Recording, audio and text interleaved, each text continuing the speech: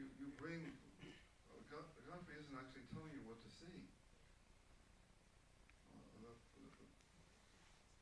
People can see different things, you can hear different things.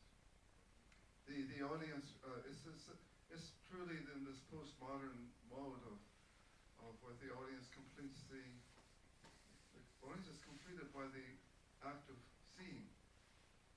So you are not, you are a part of the film.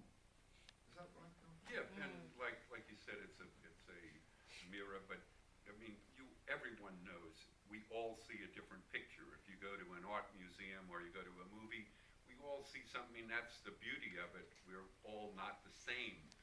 But your point is well taken, I must say, and I want to say why.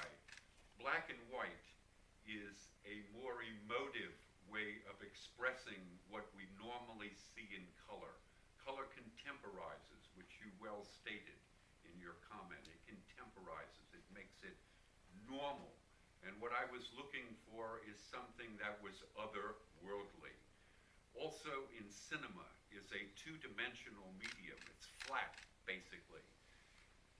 What you want in cinema is the blacks to be super black because they give the illusion of dimensionality to the image. And in this case, it's not only black in the film, there's an image called the black ground, which is preeminent in this film. It's everywhere. So it's to provide no distraction.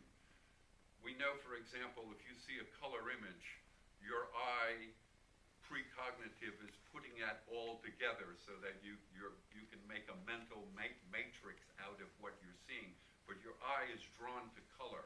When it's in black and white, the eye is drawn to one thing, and in this case, since it's mainly people's faces, it gives intense focus to the face and makes it perhaps more emotive, if not more artful. But I think your comment was well taken, and it does add that element of, Philip's score is adagio, basically, and the film is in black and white, so you can't say it's a barrel of roses put in front of you. Well, there's some scene where people are actually laughing. Yeah, there's Out of this very quickly. Yep. My name is Rich Dexter. I have a question. We've seen people and we've seen one animal. We've seen constructions all on Earth, the clouds, all these things are on Earth, and we've seen a few shots of the moon. Right. What's the position of the moon in this story? It's a megaphor. Now, I'm using that word because it's a grand metaphor for the condition, at least from the point of view of this film, from what you see. It matches the environment that you look at.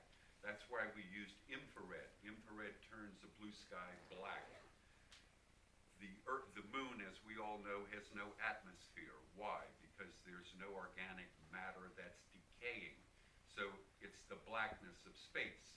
59 miles to 60 miles above us is this blue valence that we live under. But right beyond that, say 61 miles, it's the black of space. So the moon becomes a metaphor for of the Earth that we're looking at without atmosphere. That moon is not the moon. That moon was created through maps of JAXA, which is the Japanese space mission, and NASA in the United States, and then put together through a 3D modeling in the studio. My name is Rick. Yeah. I can imagine you don't want to reveal this, but is there a message you want to convey in this film? Or you leave it up to us? No, I leave it up to you, really. It's very easy in cinema to direct the head as to where you want people to see. I mean, you have total control in that way. This is deliberately done in a more ambiguous form. It's all about what you see. You are, as it were, the subject of the film. Each person's different, so the person sitting next to you could have a completely different experience. I don't like the word message, but let's use it. Could have a different message. But this is an experiential form, not a experimental form, which is for science. Because films are uncategorizable, like cine monads. They people have to reach for words, and the best word that comes out is experimental, but we don't do any experimenting. We try to pull it all. We try to find that which is already there. I can add to that. One of the ways of, from the point of the music, you can look at it in yet another way, as if there is a distance between you and the image. Now, Godfrey very accurately describes what happens when we look at advertisements, for example. Basically, someone's moving your head around and making you look at what they want you to see, and you can't really see anything else. So advertising is a form of propaganda. There is no space for you. It's supposed to go directly to your brain. When you get into the kind of spaces that Godfrey creates and that I'm very aware of, are spaces that we have to go through in order to have the experience of the film. And I would say that from a medical point of view, that the passage that you, as a spectator, are crossing to get to the image and back, it's at that moment that the film becomes personal. Without that transaction happening, it becomes just propaganda, which is why we turn it off. No one likes to watch those. I'm surprised they can sell anything with that. I personally don't watch it, but it's offensive and abusive to be told what to see. In this kind of film, for example, not just the persons that we've talked a lot about, but like the images of the swamp, which are very broad images. We were there. I wanted to see it myself, so I was on the boat, and watching the film was very similar to being on the boat in that the cinematographer is not telling you what to look at. At one point, you may notice that a bird starts to fly away. Yeah.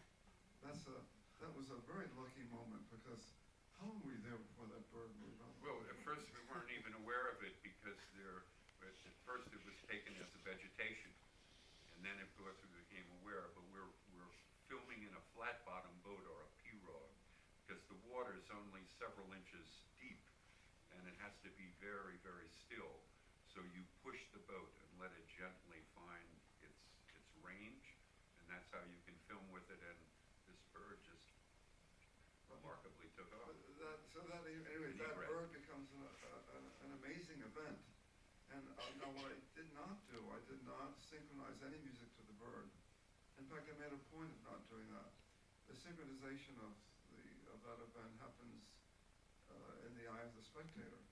If the music tried to do it for you, then that would become another kind of propaganda form, telling you what to look at. In fact, the music kind of ignores the bird, which then allows us to see the bird. Is that correct? Yeah. Hello, I have two questions from Mr. Glass. First of all, why did you choose to work with a symphonic orchestra and not with your ensemble? We were looking for, in the other works that we have done, there were 3 or 4 other movies. Well, the Kasi movies, and then there's the Anima Mundi. I had used various forms of my ensemble, and sometimes in Paul Kasi, a lot of instruments that came from the places that we were filming. The one thing I had done until that point was actually use the symphony all by itself.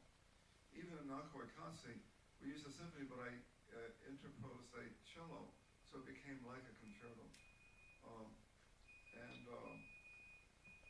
I'm also was thinking that the palette of the orchestra is a very, very broad one, and if you've had the experience of working with orchestras, you have much more possibility than you have with electronics, which tend to be prefabricated. So basically, if I'm working with electronic sounds, I get a vocabulary of sounds and I can work with them.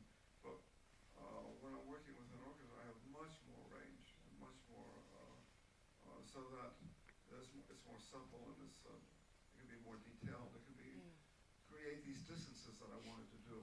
So the other thing is that Godfrey, before every movie, we've done 4, 5 movies now, 6 movies.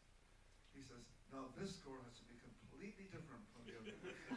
So I was kind of running out